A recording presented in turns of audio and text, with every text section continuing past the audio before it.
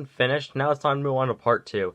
Now, I'll admit, number 7 and number 6 are very hard for me to rank between those two, so my opinions might change in the near future.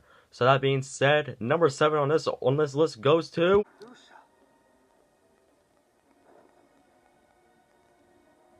Wait, Alice Twilight, how did you get in this game? You were in No More Heroes 2. I thought Travis cut you in half. Wait, let me check through my notes. Oh, this isn't Alice Twilight. Sorry, got confused. It's actually Marluxia, ranked 11 in the organization. Now, I'm not gonna lie, I thought it was a girl. Don't judge me, okay? Like, seriously, it's the pink flowers, it's the pink hair, don't judge me. Now, this person is mainly this eye due to its role in the story. You see, in Chain of Memories for Sora's half, he's the main villain of the game, for Sora at least. Because and he controls Castle Oblivion. Sorry, I just get the name confused with the world that never was, sorry. But still. Also, you may think pink flowers means life, but actually in Japan, it means death.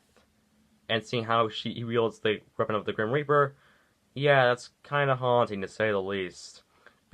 And also the fact that sorry, just confusing because of the hair and stuff. But still, well, he actually does a really good job in the story with manipulating the members of the organization. Heck, he forces Axel to kill Vexen just to prove his loyalty. Seriously, I'm not even joking, that's pretty messed up. Also, his weapon is the Scythe. A pink scythe, the weapon of the Grim Reaper. Pretty awesome. And his boss fights are really cool. In Chain of Memories, it's all about your card system and how you gotta react in time. And of course, the final phase where you face a giant hentai octopus monster. I can't believe I just said that out loud. And in Kingdom Hearts 2 Final Mix, you have a really hard boss fight, especially if you're level 1 critical players. May God have mercy on those souls. But still, basically you have a clock on you, and depending on what your level is, that's the amount of damage you can take. So, yeah, basically you're screwed. But don't worry, if you're like level 99, you should be fine. But if you're a level 1 critical player, may God have mercy on your souls, you poor people.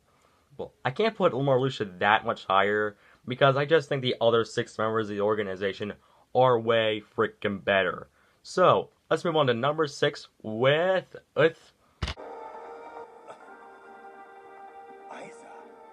Yep, number 6 on this list goes to rank 7 in the organization, the Lunar Diviner himself, Sayax. Now, if you're wondering what's with the sun changing clothes, well, I started filming last night, but my throat didn't feel so good, so I wanted to stop recording for a while. So yeah, let's talk about Sayax. Now, he's the nobody of Isa, who was best friends with Lee, aka Axel, in Radiant Garden, but unfortunately, after going into the Anthem's castle on one fateful day, they returned to both a heartless and a nobody. Now, here's the thing about Sayax. Even though he's he doesn't really have that much of emotion, unlike characters like Lexius, he's actually really interesting. Like, seriously, when I see him on screen, I actually believe nobodies didn't have hearts. You know, before Dream Job Distance came around and said, oh, psych, all of us nobodies had hearts, and we were just April Fools, you. That really bothered me, but still. Now, here's the thing. He's technically ranked 2 in the organization, of the original organization, but he's ranked 7. Well, that's confusing. But still, let's talk about his weapon, the Claymore. Oh god, is it badass. Seriously, it is really cool in my opinion, and I like his whole moon motif. Now, originally, it was believed that the moon caused rage, and this is really true, how he's all like, I'm calm and collective and nothing phases me. But when he gets angry, he's pretty much like this. So yeah, that's all I gotta say for Sayax. He did a really good job in the plot, he's really cool, and he does a really good job in Kingdom Hearts 3. I'm trying to keep spoilers for that game to a minimum, so you guys don't get spoiled. Anyway, let's move on to number 5 with...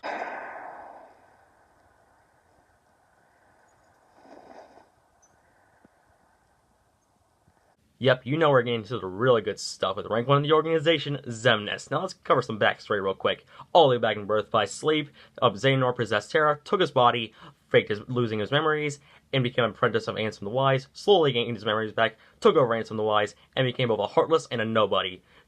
The Heartless being Ansem the Seeker of Darkness, and the Nobody being Xemnas. What?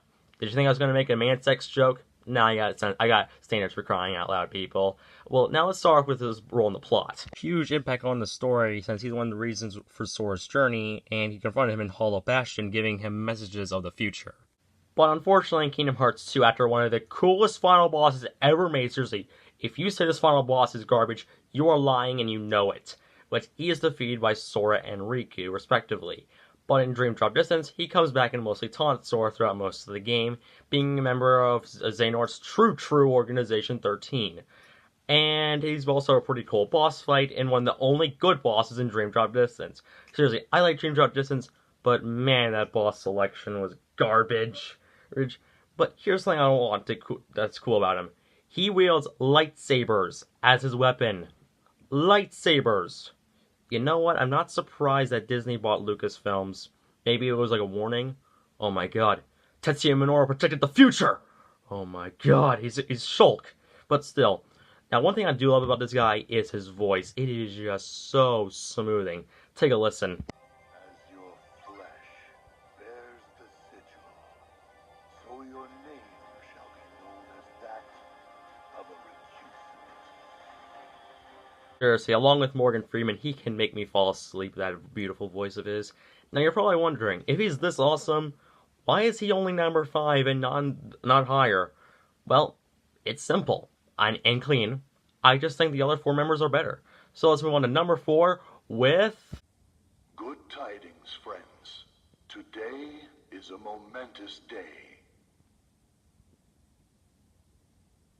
I am pleased to announce that a new comrade has been chosen to wear the coat.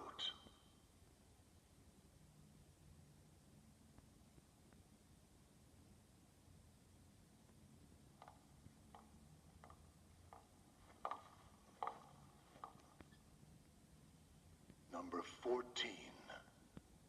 Yes, I just said it. Xion is better than Xemnas. Fight me. And unlike Larxene the Savage Bitch, she's an actual good female character in the organization. Now let's start off with some backstory. She's not a nobody, unlike the other members. She is actually a puppet made by Vexen to steal Sora's memories, and is pretty much a copy of Roxas. She is pretty much a replica of some sorts.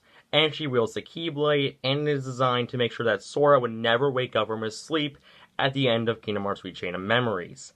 And throughout the game, she grows pretty close with both Roxas and Axel, and I can feel their friendship. In fact, I think that the Ice Cream Trio, which I'm calling that trio, which is basically Axel, Roxas, and Xion, probably my favorite out of the 3 trios in the franchise. But over time, some mysteries are solved, and her friendship with both of them starts to dissolve and causes a rift between them. This is until that last moment where Roxas goes on the clock tower to eat some ice cream and is confronted by Xion. Where we get a disturbing scene where we hear Xion's voice coming out of Sora's face. Seriously, that's pretty creepy, I'm not gonna lie. And they fight, with Xion dying and telling Roxas that to destroy Kingdom Hearts. Not the franchise, the giant moon-shaped heart. Now, I'm not gonna lie, Xion is actually pretty cool in my opinion. Also, I like her whole theme of her trying to find a purpose in life. Wait a minute, didn't I cover a movie a couple months ago that was all about finding a purpose in life? Oh my god. She's David Dunn! It all makes sense! And it was really weird. But still, and her friendship between Axel and Roxas is pretty sweet. And she's kind of selfless.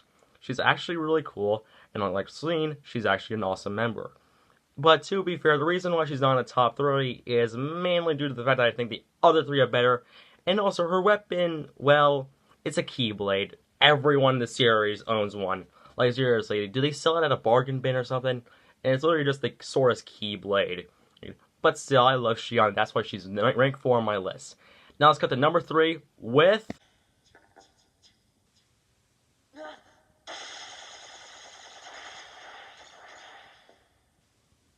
Have you been a good boy? Show yourself! Ah, it sounds like you haven't. Oh, hell yeah. Rank 2 in the organization and my rank 3, Xigbar, the free shooter. I love Xigbar. Now let's cover some backstory. He is actually the nobody of Breg, who was one of Ansem the Wise's apprentices, and met Xehanort and pretty much made a deal that if he can make Terra turn bad, he would become a Keyblade wielder. But he lost an eye patch, he lost an eye, and yeah, he's pretty much been Xehanort's right-hand man. Now, here's something interesting about him. even though he's ranked 2 in the organization, instead of mostly like carrying out orders, he's actually the one doing most of the heavy lifting. That's really cool in my opinion. And also the fact that he is just funny with his personality. Every time he is on screen, I just love him. I can't hate him at all. He's just so cool. Well, seriously, any moment with Xigbar is awesome. And the plot twist with the Kingdom Hearts 3, I'm not gonna lie, I actually thought that was a really good plot twist and fitted his character.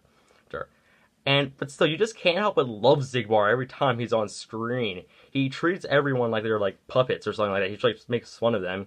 And gives them cute little nicknames like Puppet, Tiger, and Flameslock. Wow, that's actually pretty cool. And his boss fight is actually pretty cool. The only bad thing about it is his ultimate attack, which I'm not gonna lie, I died to a lot. But still, Xigbar's awesome and he definitely deserves to be number 3 on this list. So, who's gonna be number 2? Who out of the 2 final men are gonna be number 2? So, let's see it right now with... You can't be Riku. Riku. I defeated a Riku once. You what? Tell me. Tell me why he picked you. Yes, number 2 on this list goes to Roxas. Rank 13 in the organization, the Key of Destiny. You all know why he's this high in this list. He has some of the greatest character development I've ever seen. And he's really relatable. Think about it. Imagine thinking you have your own life, but then you find out it's all a lie. You're living in someone else's shadow. It's truly heartbreaking, and his battle really shows it. I'll talk more in depth why his battle is amazing in a future video, but man, Roxas is just such an amazing character. And I know I'm going to lose all credibility for this, but I actually like the who else will I have ice cream line. Yes, I know, I've just lost all credibility as a Kingdom Hearts fan, but I don't care. Let me explain this why. Think about it. Roxas barely knows anything about friendship. The organization doesn't really care about friends or hearts. Well, they care about hearts, but still. So he thinks friendship is just goofing off and eating ice cream with Axel. So when he says, who else will I have ice cream with? It actually makes sense. I'm not going to lie, when Roxas became one with Sora, it was heartbreaking, and I cried for him. Roxas is an amazing character that I think is truly amazing, and I think he's even better than his original counterpart. Yes, I think he's a better character than the main character of the franchise. Seriously, Nomura, you did an amazing job with this character, but only question is, who can beat him? And if you played the franchise, you know who I'm talking about. But to add suspense for those who haven't played it, number 1 goes to...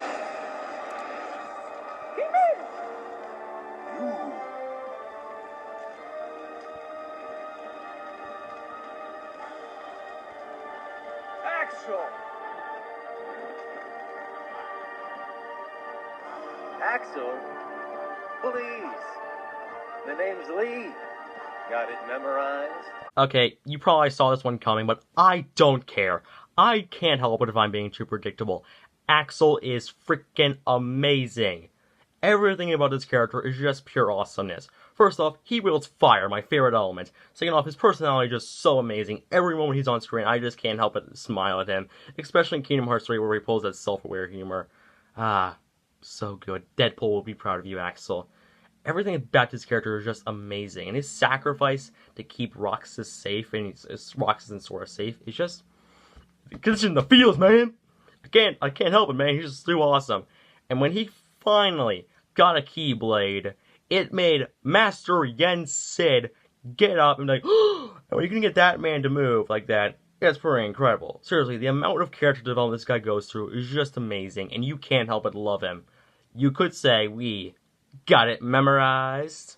I love Axel, and every moment he's on screen is amazing. So, that's been the organization video. I hope this video doesn't get taken down. Anyway, see y'all later where I talk about the top 10 worst battles in Kingdom Hearts. See y'all later, and bye.